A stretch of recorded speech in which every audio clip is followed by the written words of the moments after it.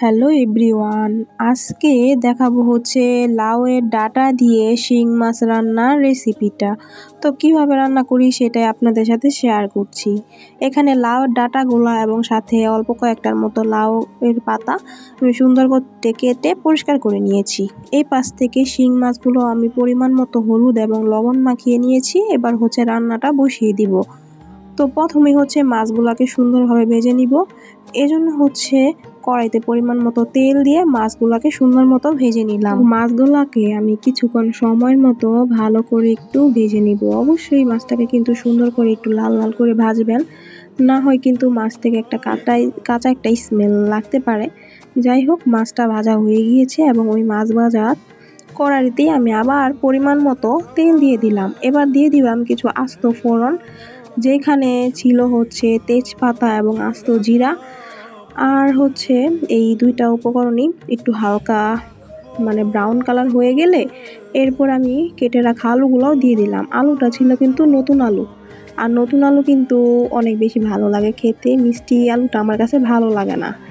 তো এখানে হচ্ছে আমি মশলা দিয়ে দিব, যেখানে ছিল কাঁচামরিচ বাটা। মশলা দেওয়ার পর দিয়ে দিব স্বাদ মতো লবণ। তো এখানে স্বাদ মতো লবণ দিয়ে দিলাম। লবণটা দেওয়ার পর ভালো করে এখন আলুটাকে সুন্দর মতো কষিয়ে নিব, যে পর্যন্ত নাকি কাঁচা স্মেলটা চলে না যায় আর কি কাঁচামরিচের। সাথে হালকা একটু জল দিয়ে দিলাম যেন মশলাটা পুড়ে না যায় এবং তাড়াতাড়ি আলুটা সিদ্ধ হয়ে যায়।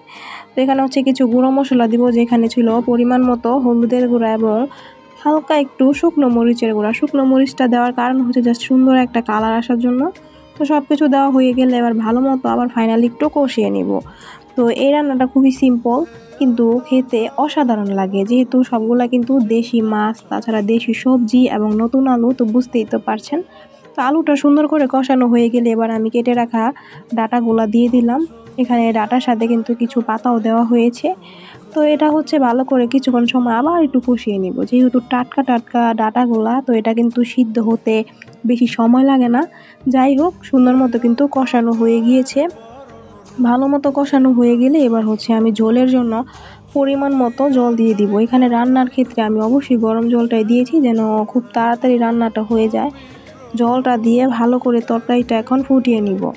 তো এই রান্নাটা করতে সর্বোচ্চ 15 মিনিটের মতো লাগে, এর বেশি লাগবেই না। আর দেশি রান্না কিন্তু যত অল্প মশলা রান্না করা হয় ততই বেশি টেস্টি লাগে। তো ঝোলটা সুন্দর মতো ফুটে গেলে এবার আমি ভেজে রাখা মাছগুলোও দিয়ে দিলাম। কে কে আমার মতো এভাবে রান্না করেন শিং মাছের তরকারি একটু কমেন্ট করে কিন্তু জানাবেন। তাছাড়া আমার রেসিপিগুলো আপনাদের কাছে কেমন লাগলে সেটাও কিন্তু জানাতে ভুলবেন না। যাই হোক, মাছটা দেওয়ার পর ঝোলটা আরও সুন্দর করে ফোটানো হয়ে গিয়েছে। এবার হচ্ছে লাস্টলি আমি দিয়ে দিব ভাজা জিরার গুঁড়া। ভাজা জিরার গুঁড়া দিয়ে লাস্টে হচ্ছে আমি একটু ধনিয়া পাতা কুচিও দিয়ে দিব। এই যে নামানোর সময় হয়ে গিয়েছে, ধনিয়া পাতা কুচি দিয়ে আর 2 মিনিটের মতো তরকারিটা রান্না করে নিলে আমার রান্নাটা কমপ্লিট।